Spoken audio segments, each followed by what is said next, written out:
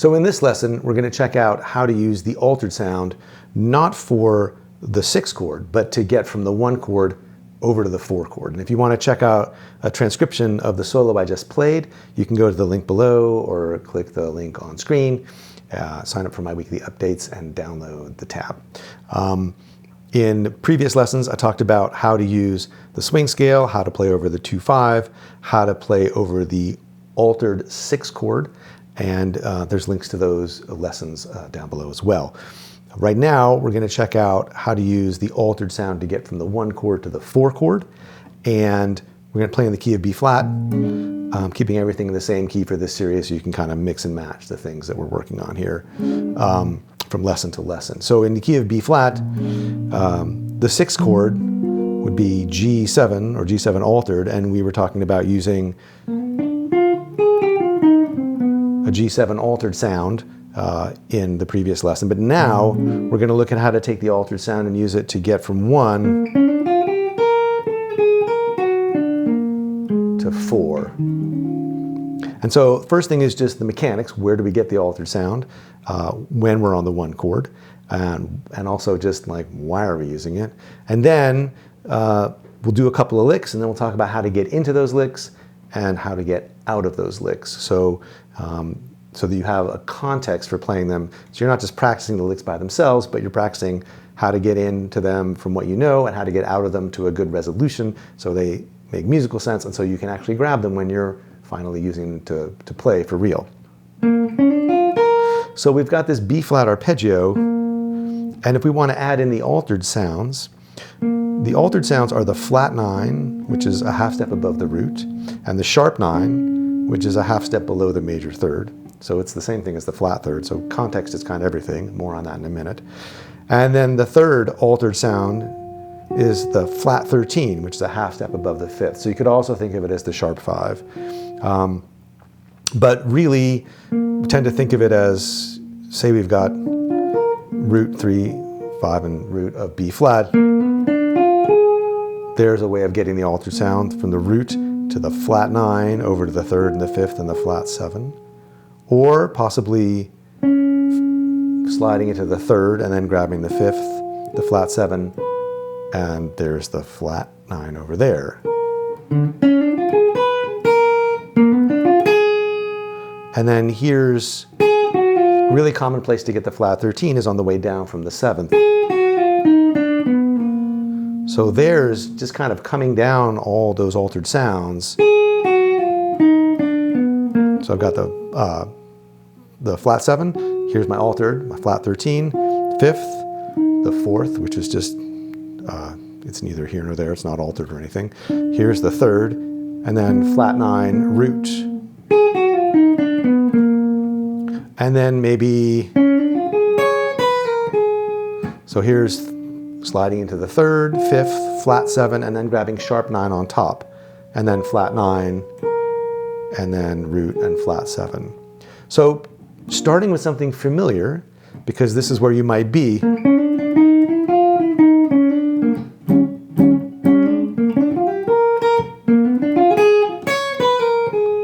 So you want to just tie it into the stuff you already know, because I know when I was learning this stuff, like I'd learn some altered lick because I thought it was important to know altered licks, but it would just be sitting there as this thing, and I'd be like, well, where do I use it, and why do I know this, and so I always try to tie it into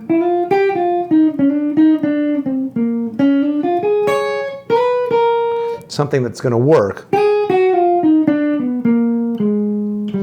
And so that leads into the next thing, which is where do they go? Like you get into them from a familiar place, and then you got to get out of them to the place you're landing. And we're putting this in the 4th bar of a blues. So we've got the 1 chord, the 4 chord, back to the 1 chord, and then either the whole bar 4 altered, or half the bar altered.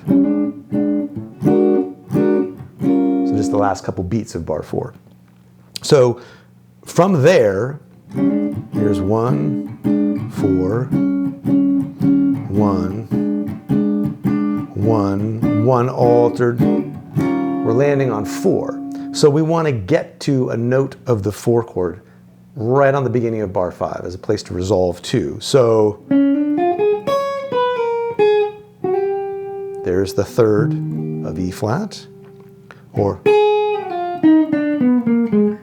there's the third of E flat down there. You want to land on the third, the fifth, or the root probably of the E flat, of the 4 chord. And landing on the 3, that's a really strong place to land, because the third helps define that it's the 4 chord. Between the third and the root, you've got the chord defined.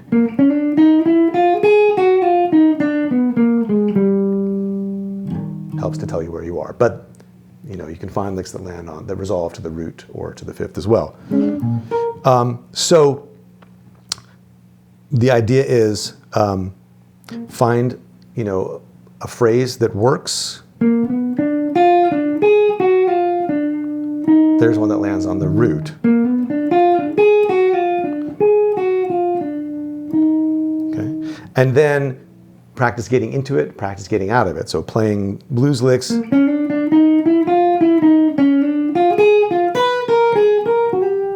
Playing your altered lick and then resolving it.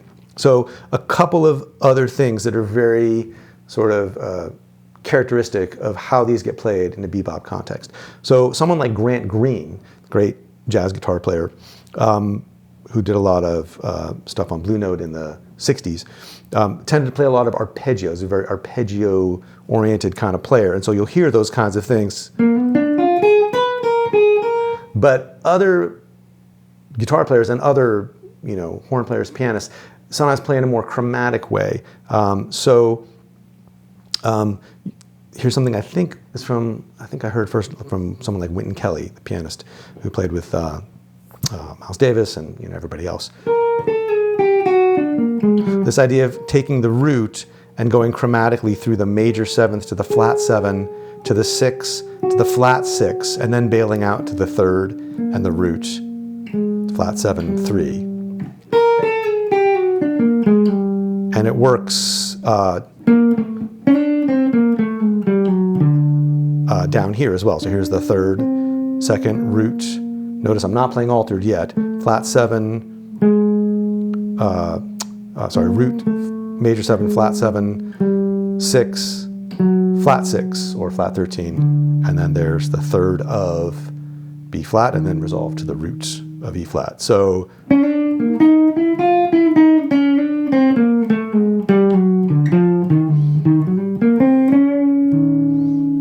that sort of thing. And then and there's a lot of variations, different ways that you can move it around. So you could also start on the 9th, or actually if you put the 9th on the downbeat. And here you're landing on the 9th of E flat, and then resolving it to the root. So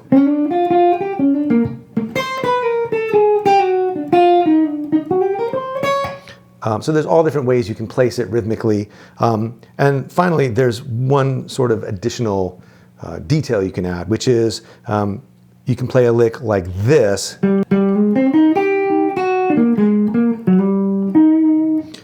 So I always think of this as the Joe Pass lick, just because when I was about 16, my best friend Peter called me up and said, "You got to come over, check out this lick I just learned."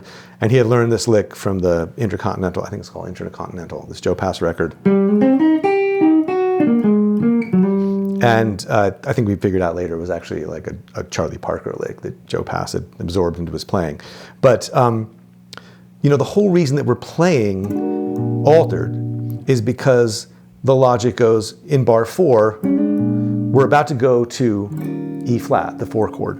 And so the idea is, well, oh look, this is B flat is the 5 chord of E flat. Like, yeah, it's the 1 in the blues, in the B flat blues, but it's also serving in that one moment, we're about to go to 4. And so B flat is the 5 of E flat.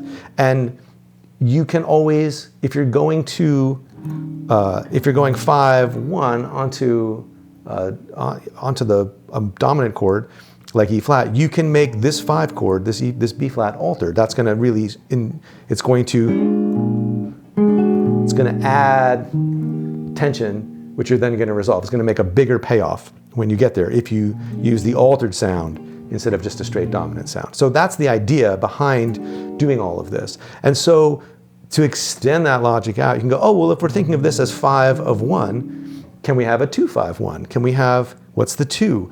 Well, in the key of E flat, the 2 would be F minor, or F minor 7, or F minor 9. So we could think F minor to B flat to E flat. And so that's where this lick, I'm getting all out of breath because I'm so into this idea. That's where this idea comes from, right? We're spelling out F minor 9. Here's the flat 3rd, 5th, flat 7, and 9 of F minor 9. And then we can come back down on the flat 13, 3, root, flat 7 of B flat, and then resolve to the 3rd of E flat. And it's super cool. So you're going along.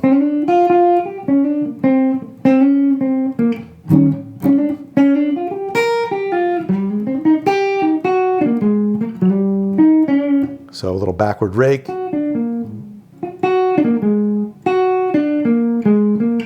And there's also variations on that. You know, I mean, there's, you could do the arpeggio backwards from the 9 to the 5 to the flat 7. And if you listen to this kind of stuff at all, you'll hear these sounds go by and you're like, oh, that's what that is. So anyway, that is several ways to think about getting into and out of the altered sound. Again, you want to make sure that you have a way to work on and practice it so that you can put it into your playing, not as this abstract, oh, I know this lick, but, oh, I can get into this from the blues and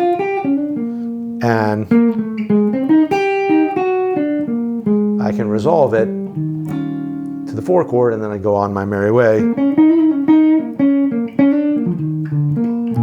If one ever still does go on one's merry way in this day and age. So those are some ideas. So again, check out the tab. You can download it if you want to, and leave any comments you've got down below or any questions, and I'll see you next time.